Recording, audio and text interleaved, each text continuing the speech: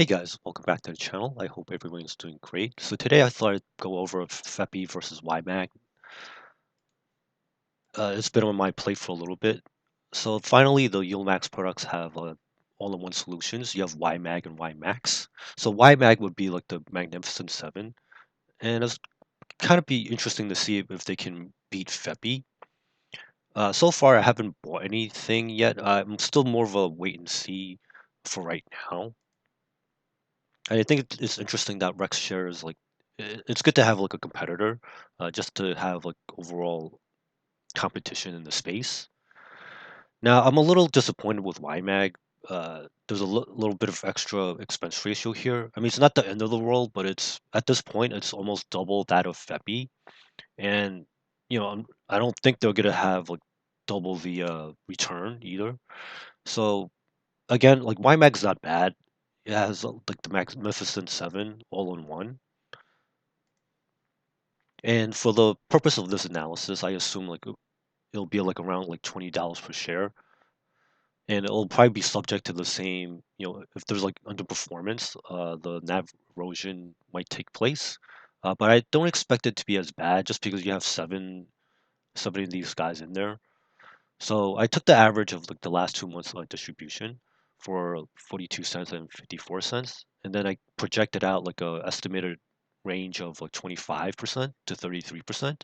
And this is pretty interesting because at the bottom of the range, it actually matches what FEPI is currently having on their ETF.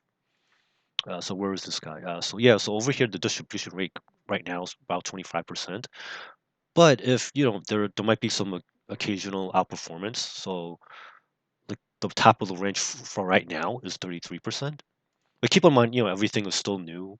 There's still opportunities for either of these guys to outperform each other. So I think it's good that there's competition now. And FEPI is technically, I guess, like Mag 15. So there's a little bit more diversification in this guy. So it's either one I can't say I can't knock them too bad. Even if you go with like FEPI, that's fine. Like 25% is nothing to sneeze at. Oops, sorry. So I guess like it's up to you guys. Like for example, if you don't mind like paying a little bit more for a chance at slightly better performance, you can go with YMAG.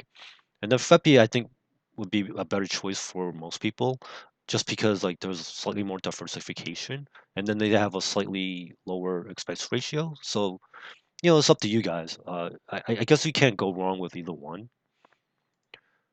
So it's convenient for I think for some people definitely that you can save fees instead of like buying like 7 or 15 individual like ETFs. Now you can just like buy one and have some diversification, and potentially I'm hoping that there's also like smoother returns over time as well.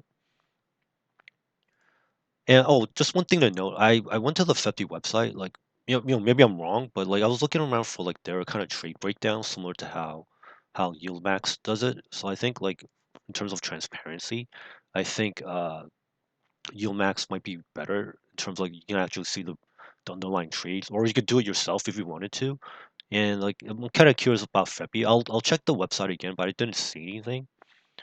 And I guess like the overall risk is that the expense ratios are on the highish side. Uh, FEPI being a little bit better, and of course you don't have any control over the option strike selection.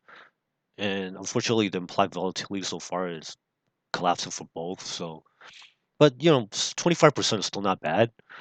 And I guess like the yields won't be consistent month to month either. So, but we'll see. Like I hope that over time like we'll get like a better comparison just to see like which one will do better. So if you like this type of content, please consider giving this a like, subscribe if you want to. I appreciate all land new subscribers. I hope everyone does well in the markets this year. Have a great one, and I'll see you in the next video. Bye now.